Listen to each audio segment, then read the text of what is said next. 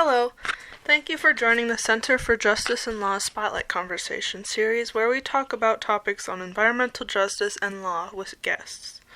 I'm Olivia Flaskerud, and I'm a student at Hamline University.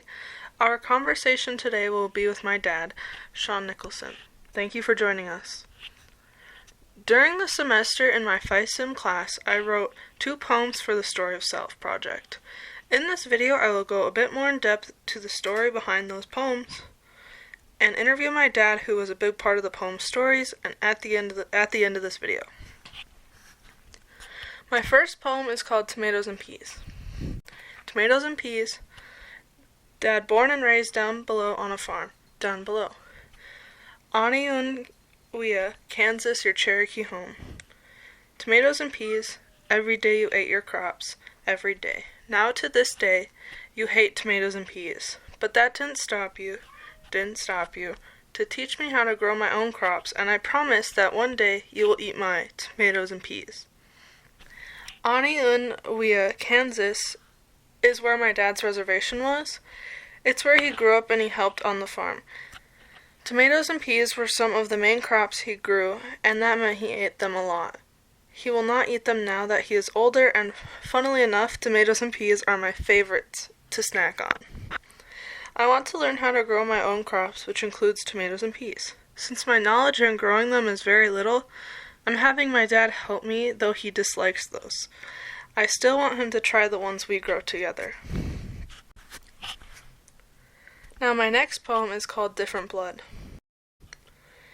I may not have your eyes, your genes, or blood, but one thing we do share is our family. It has only been 5 years. Yet the moment you took me in, I knew I belonged. Your grandmother is my great-grandmother. Your mom is my grandmother, our Cherokee family.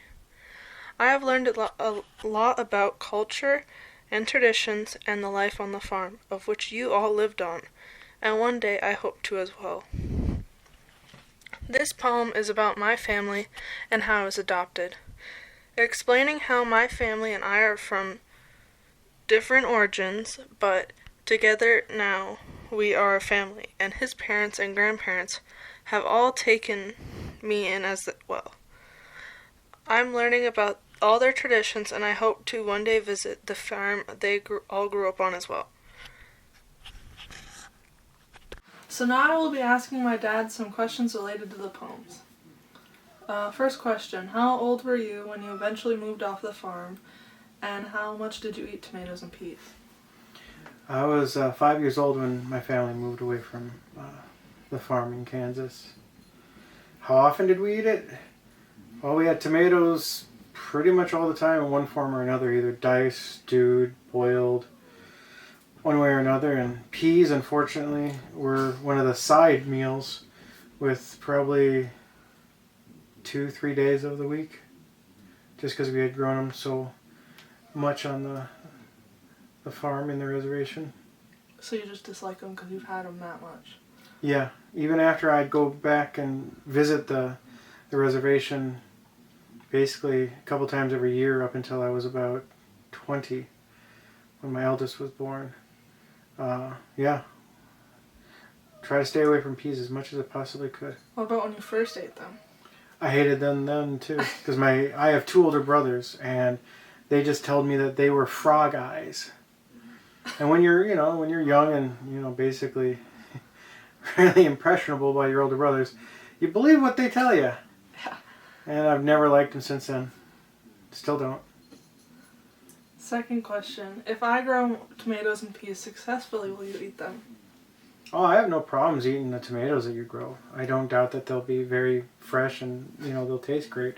Peas, probably not. Even if you paid me money, I would. Even if I paid you money to eat even if you paid me money. My freshly grown I'll gladly cook them and I'll prepare them for everybody else, but no, probably not. Can you handle the smell? Oh yeah, I can handle the smell. That's not a problem. It's the biting into them and the flavor and the texture. Third question. Would you want to start a farm again in the future, and if so, what type of farm? Oh yeah, I'd love to have a farm again. I love growing things. I love working with my hands. I mean, I still build stuff nowadays even. but I'd rather kind of stray away from a large crop farm, because every year from, like I said, basically we'd go back and I would have to help, and it is hard work, and I don't know if I could handle that much labor anymore. So I probably want to go more towards the animals, or maybe a livestock, just because it's still hard labor. Don't get me wrong, but it's just a little less getting up at 2 a.m. to get the farm equipment ready and make sure it's working, to be able to get out onto the fields and plow and just everything. What would be some issues having a farm if we had one here? Well, the biggest issue, and it's even to this day back on the reservation, is it's the cost.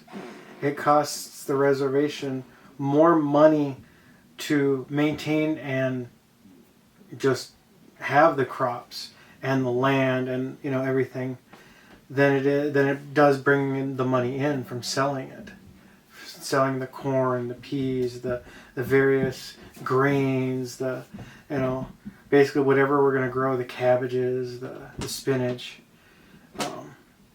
It's just the cost outweighs how it performs, but it's the connection to it all that makes it worthwhile. It's why my family still lives down there and still continues to have it. And then my last question, would you say farmers are, like big time farmers, do you think they're struggling Yes. now than they were maybe a couple years ago even? Oh yeah, every year is a struggle for just about every kind of farmer, depending on, whatever they're growing, whether it be, corn or cabbage or wheat, or it's just a struggle nowadays, because not only do they have to worry about climate change, so the weather patterns are different. There's colder snaps coming in sooner, or hot weather's coming in, lasting longer, or there's less water available. There's more pests, or there's less pests, because there's some that you do want. And then there's just the cost of the seeds, of just the manpower even too. Everything is just, it gets harder and harder every year, and eventually there's going to be the point where there's too much demand for the supply that we have. And I started seeing that even when I was younger, in the 80s, and then even in the 90s. And then nowadays, there's even a higher number, because people aren't realizing how much farming has mattered, and then we had stuff going on overseas where we get a lot of our grain, and now they're seeing that, we're not getting our corn or our cabbage, our wheat, and we're starting to see less and less on the shelves. And that's for like the big commercial farmers are having that issue. The ma and pa's are, getting exponentially, harmed in a lot bigger ways. Do the people on your farm, do they have like a second job? Oh, most of us do, yeah. We had doctors and lawyers, and we had, townspeople. We had people running the town, the reservation where we live. They'd work in the fields. Almost everybody had 2, if not 3 jobs. Why have idle hands when you can have plenty of things to do? Mm-hmm. We had this sheriff, when I was younger, he would literally be one of the guys that would run the tractor at 3, 4 in the morning. And he would work up until about noon, and then he'd have to get back to, being the sheriff and, making sure everybody was safe too. But then the person that would relieve him was usually one of his deputies or his son. Everybody has a job. And I was, 2, 3, 4 years old, and I remember the day I could walk, I was sent out to the fields with my mother, and we would, pick beans, or we'd pick tomatoes, or we'd, just pick various vegetables. And, I was young, and that was our job, and, it was fun, Yeah. But, yeah, everybody has a job. It got to the point where, you look forward to it sometimes, especially when you like have a big like family gathering after the big harvest, and you just celebrate how much you brought in and how much everybody got brought together. Do we sell the crops that are from that farm, or do we just eat most of them? Probably about a third of the crops from the reservation are sold locally or given to the local families. Mm-hmm. And about another third are sold to a government or a larger industrial to kind of supplement the cost. And then the other third is we'll go to like one of the various towns like Kansas City, or we'll go, and we'll sell it at like the local farmers markets and stuff. Sometimes, like with some of like the bigger state fairs, if we can get because it doesn't always happen, but if we can get like the crops to really come in right around the state fair time, we can make some really good money at the state fair. I remember doing that when I was younger. I used to come down there like right during the summer to kind of help with the larger crop when I was younger. That's all my questions. So, if there's anything else otherwise. Well, the biggest thing is that you're a huge portion of our family too. Mm-hmm. You matter to us all. That's good. We don't look at you any different than, where I come from, blood isn't what makes family. Mm-hmm. Family is what makes family. Exactly. And we love you. I love you too. Thank you, Dad, for answering my questions, and thank you for teaching me everything I know. I'm so happy to have you in my life, and thank you everyone else for listening to this video. And I hope it helped add more context to my poems that mean so much to me. Professor Valentine, thank you for a great semester. I love talking about my family and how I got to where I am today. I hope this video works well for the project. I enjoyed explaining my poems in depth to explain to those who don't know my story. I never realized until I took this class that stories can be added onto and refined.